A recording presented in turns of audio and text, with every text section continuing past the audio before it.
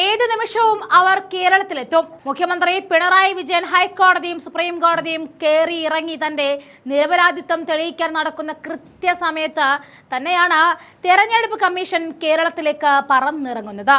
കൊട്ടും കുരവയും കാഹളവും മുഴക്കി UDF-ഉം LDF-ഉം കാസർഗോഡ് മുതൽ തിരുവനന്തപുരം വരെ വികസന മുന്നേറ്റ ജാഥയും പുതുയുഗയാത്രയും ഒക്കെയായിട്ട് കളം നിറഞ്ഞിരിക്കുകയാണ്.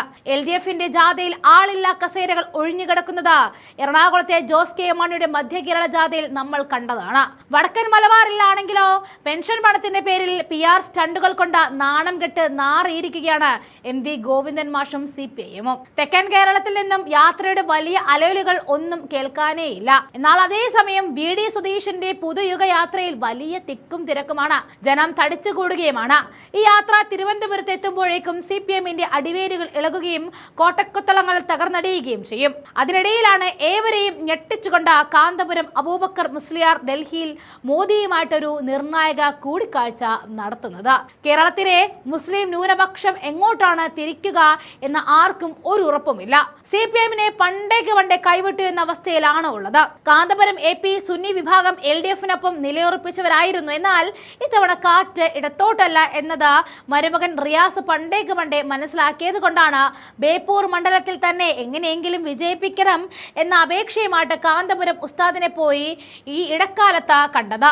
അപ്പുറത്തോ അൻവർ ഉസ്താദിന്റെ സ്വന്തം ആളായിട്ട് മാറിയെന്നതും റിയാസിനെ ഭയപ്പെടുത്തുകയാണ്. എന്നാൽ സംഗതി അതൊന്നുമല്ല. ഇവിടെ ഏറ്റവും അധികം അടി കിട്ടാൻ പോകുന്നത് വെള്ളാപ്പള്ളി നടേശനാണ്. നാഴികയ്ക്ക് 40 വട്ടം മുസ്ലിങ്ങളെയും മലപ്പുറത്തെയും ഉദ്ധരിച്ച പച്ച വർഗീയത പറയുന്ന വെള്ളാപ്പള്ളിക്ക് തീർച്ചയായിട്ടും കാന്തപുരം ഉസ്താദിനെ മോദി എന്ന പ്രധാനമന്ത്രി ദേശീയ മുസ്ലിം ആയി അംഗീകരിച്ചതും നീണ്ട 30 മിനിറ്റ് നിർണായകമായ കൂടിക്കാഴ്ച നടത്തിയതും ഒട്ടും നല്ലതിനല്ല. വെള്ളാപ്പള്ളിയുടെ ഈ പച്ച വർഗീയതയ്ക്ക് പൊന്നാട അണിയിച്ച മുഖ്യമന്ത്രി പിണറായി വിജയനും ഇതൊരു അടി തന്നെയാണ്. മാത്രമല്ല ഈ വഴിക്ക് NSS-നെയും സുകുമാരൻ നായരെയും ഒപ്പം കൂട്ടാനായിട്ട് കിണഞ്ഞു പരിശ്രമിച്ചുവെങ്കിലും മൂന്നാം പക്കം സുകുമാരൻ നായർ പറഞ്ഞു ഈ കളി നടക്കില്ല നടേശ എന്ന്.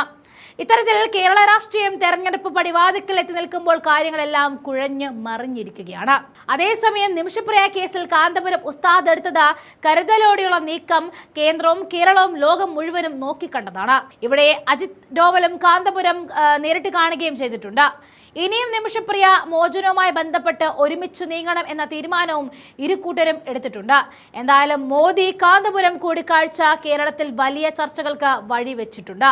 അവിടെ കാന്തപുരം ഉസ്താദിനെ അനുകൂലിക്കുന്നവരും പ്രതികൂലിക്കുന്നവരുമുണ്ട്.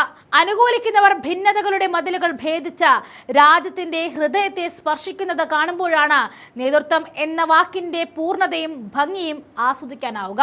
ഉസ്താദിനെ നോക്കൂ, വിഭജിക്കാൻ വെമ്പുന്ന മനസ്സുകൾക്കിടയിൽ തുന്നിച്ചേർക്കലിന്റെ തുന്നൽക്കാരനായി മാറുന്ന ഒരാൾക്ക് മാത്രമേ ഇത്രമേൽ ഗാംഭീര്യത്തോടെ രാജ്യത്തിന്റെ നെറുകയിൽ ചെന്ന് നിൽക്കാൻ കഴിയൂ. ആ സാന്നിധ്യം തന്നെ ഒരു വലിയ പ്രാർത്ഥനയാണ് എന്നാണ് പറയുന്നത്.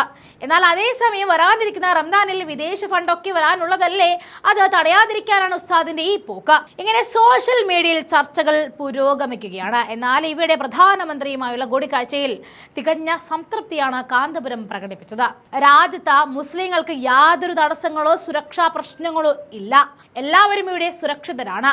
ഭാരതത്തിന്റെ പുരോഗതിക്കായി നാം ഒരുമിച്ച് പ്രവർത്തിക്കണമെന്ന കാര്യമാണ് പ്രധാനമന്ത്രിയോട് സംസാരിച്ചത്. ഒരു പരാതിയോ ആശങ്കയോ താൻ അറിയിച്ചിട്ടില്ല. ഇതായിരുന്നു കാന്തപുരം പറഞ്ഞത്. ജാതിയോ മതമോ നോക്കാതെ മനുഷ്യത്വത്തിന് വേണ്ടി നിലകൊള്ളുമെന്നും എല്ലാവരും സ്നേഹത്തോടെയും അന്തസ്സോടെയും കഴിയണമെന്നും ഗ്രാൻഡ് മുഫ്തി ആഹ്വാനം ചെയ്തു.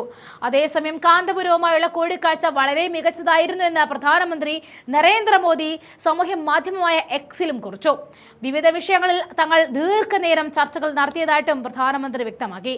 കാന്തപുരത്തെ ദേശീയ മുസ്ലിം മുഖമായി ഉയർത്തിക്കാണിക്കാനുള്ള BJP നീക്കത്തിന് അദ്ദേഹത്തിന്റെ ഈ പ്രസ്താവനകൾ കൂടുതൽ കരുത്തു പകരും.